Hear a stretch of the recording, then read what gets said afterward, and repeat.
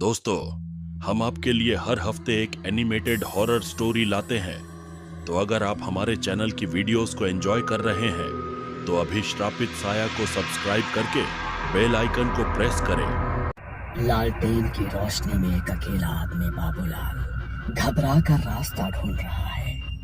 कोई है? अरे यार, ये रास्ता कहाँ है? अंधेरे में उसे कुछ फुसफुसाहट सुनाई देती है। बाबूलाल लालटेन उठाकर देखता है। सामने उसकी माँ खड़ी थी, भीगी साड़ी, बालों से पानी टपक रहा था, आंखें हरी चमक रही थी। माँ, आप यहाँ कैसे? अचानक माँ का चेहरा गलने लगता है और नीचे काला कीचड़ जमने लगता है। लालटेन बुझ जाती है और वो पानी के अंदर खींच लिया जाता है और सिर्फ बाबूलाल की चीख सुनाई देती है। गांव के लोग कहते हैं कि काला कीचड़ के दलदल में बाघ नाम का जीव रहता है। वो किसी का भी रूप धर सकता है और जो उसकी फुसफुसाहट सुन ले उसका बच पाना नामुमकिन है। बाबूलाल रात को अपने खेत से घर लौटा ही नहीं। उसने खेत से निकलते वक्त सुरेश से कहा था, दलदल के उस पार शॉर्टकट है, वहीं से जा रहा हूँ। सुबह तक जब बाबूलाल नहीं लौटा तो उसकी बीवी ने पूरे गांव में शोर मचा दिया। हर तरफ यही बात फैल गई कि दलदल ने एक और शिकार निकल लिया। माँ कहती थी उस दलदल में कुछ है जो लोगों को खींच ले जाता है। हम कल रात ही वहाँ पर जाते हैं, बाबूलाल को ढूंढना होगा। वो दलदल गांव के उत्तर में है, जिसे काला सार घाट कहते हैं। दिन में भी वहाँ सन्नाटा पसरा रहता है। वहाँ का पानी काला और गाढ़ा, कीचड़ जैसा, जगह जगह बबूल और कीकर के पेड़ और बीच में एक पुराना गड्ढा, जहाँ कहते हैं 100 साल पहले कई लाशें दफन हुई थी। वहाँ कोई नहीं जाता, जो जाता है वो लौट कर नहीं आता। बाबूलाल ने भी चेतावनी नहीं मानी और अब उसका पता नहीं। सुबह होते ही पूरा गांव इकट्ठा हो गया। कई लोग दिन के उजाले में वहां जाने का फैसला करते हैं जहां से बाबूलाल रात को घर आने निकला था। चौकीदार हाथ में डगमगाती लाठी पकड़े उनके साथ चल पड़ता है। लोग दलदल तक पहुंचे। किनारे पर टूटी हुई नाव, कुछ फटे कपड़े और बहुत सारी सफेद लकड़ियां बिखरी थी, पर कोई शरीर नहीं मिला।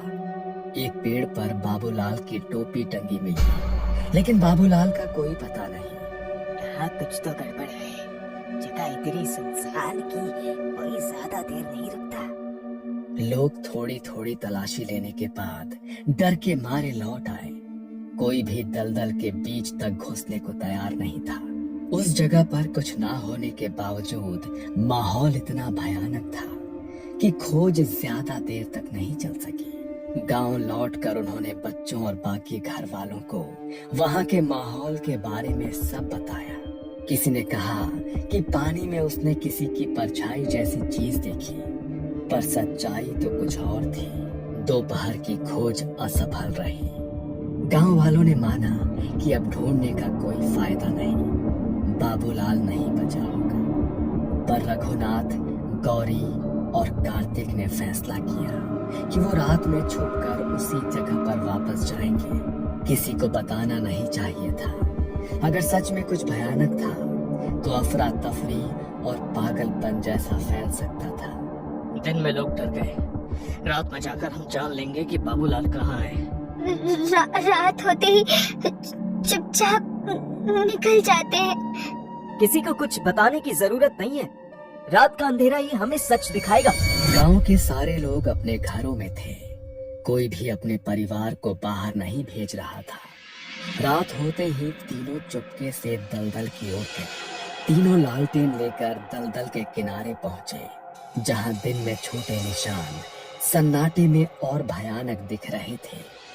पैरों के निशान पानी में ही गायब हो जाते, जैसे कोई ऊपर से उतरकर नीचे समा गया हो। जैसे ही वो और अंदर बढ़े, चारों ओर कोहरा छा गया। और लालटेन की लौ कम होती जाती है। तभी हर किसी को आवाज सुनाई दी। गौरी बेटी, तू मेरी बात क्यों नहीं सुनती? यहाँ आ, मेरे पास आ। बेटा कार्तिक, मैं तेरा बाप हूँ। देख देख, मैं यहाँ फंसा हुआ हूँ। मेरी मदद कर। रघुनाथ दोस्त, मैं हूँ। तूने वादा किया था ना, मुझे अकेला मत छोड़ेगा। इधर आ। तीनों को अलग अलग आवाज सुनाई दे रही थी, अपनों की, जैसे वो सच में वहां उन्हें मदद के लिए बुला रहे थे। गौरी ने अपनी माँ की, कार्तिक ने अपने मरते पिता के, और रघुनाथ ने अपने बचपन के दोस्त की आवाज सुनी। आवाज इतनी सच्ची थी कि उनका दिल पिघल गया। वो माँ की आवाज है। माँ मुझे बुला रही है। माँ। गौरी ने लालटेन उठाया। पानी के उस पार कुछ परछाइयां हिल रही थी। एक साड़ी से दिखने वाली आकृति, लटकी चोटी, चेहरा धुंधला, जैसे कपड़े और कीचड़ का ढेर हो। वो आकृति हाथ हिला रही थी और फिर से वही आवाज।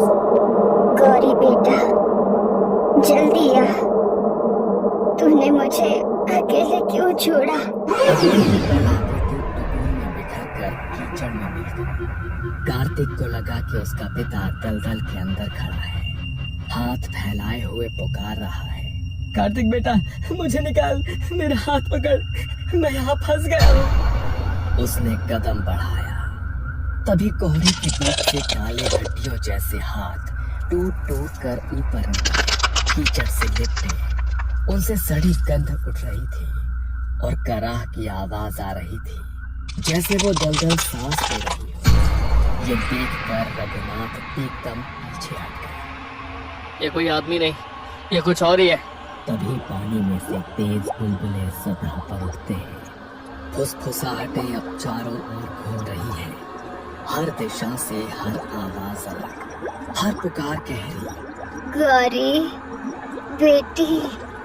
कार्तिक बेटा, हाथ दे। और ये सब आवाजें एक साथ खुलकर अब एक गहरी डरावनी गरज में बदल जाती है। चलो जल्दी करो, हमें निकालो यहाँ से, हम यहाँ कब से फंसे हैं।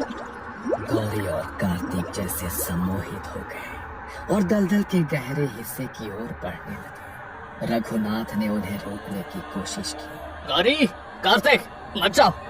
तभी अचानक रघुनाथ के कानों में दूर से किसी के हंसने की आवाज सुनाई पड़ती है, लेकिन गौरी और कार्तिक के कान जैसे बंद हो चुके थे। गौरी की आंखों में अजीब चमक।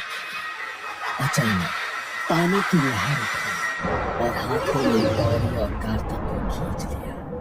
सिर्फ उनकी लालटेन और चप्पलें ऊपर रह गई, बाकी सब कीचड़ में समा गया।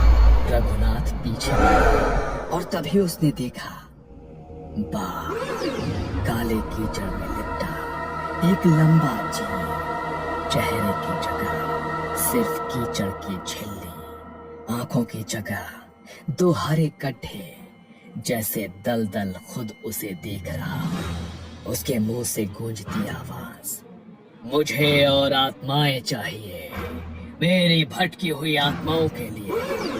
हवा इतनी ठंडी हो गई कि रघुनाथ की सांसें जम गई, उसकी टांगें कांप गई और अचानक वो सदमे में भाग पड़ा।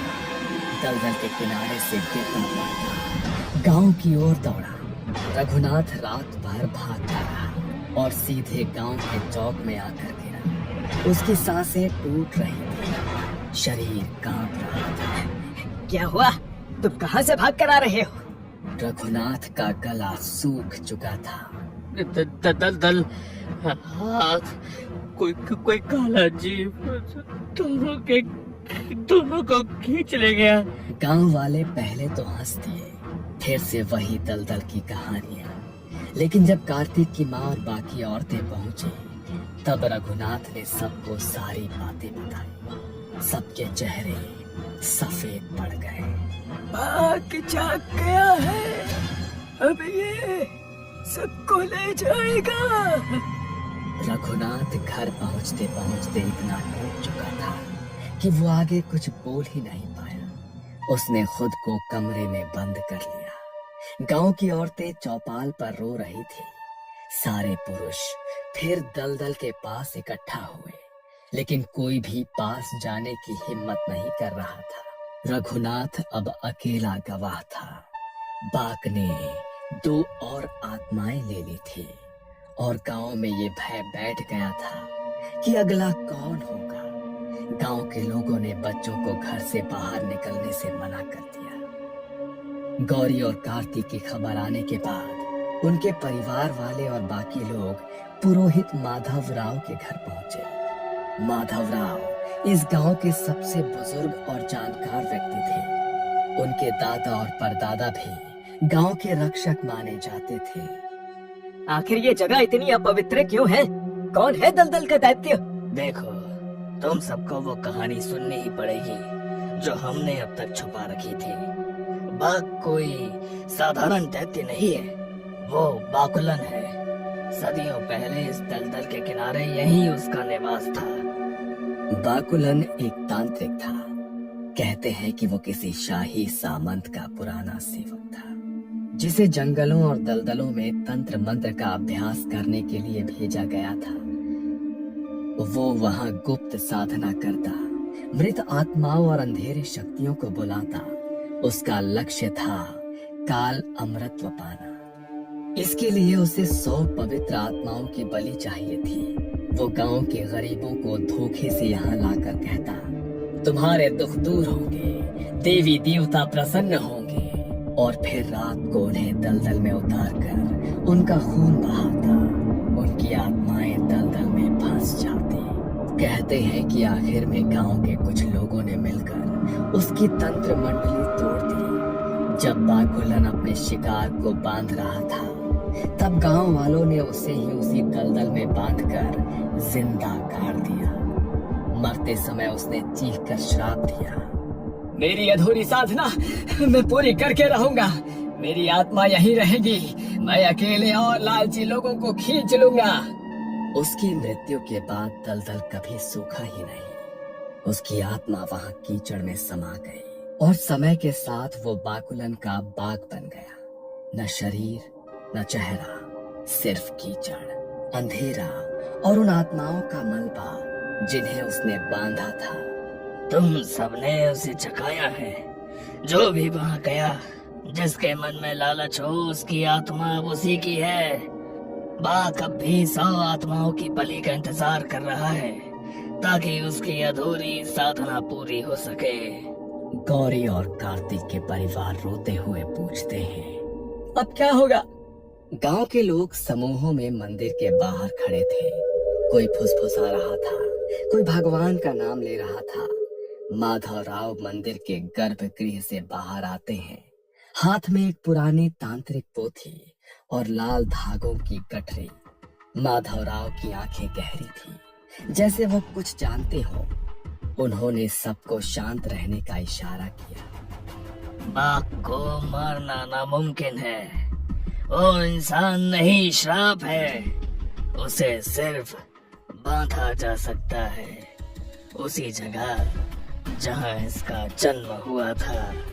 बाकुलन ने खुद को दलदल में गाड़ा था। उसी दलदल में उसका बंधन बन सकता है, लेकिन ये काम हर किसी के बस का नहीं।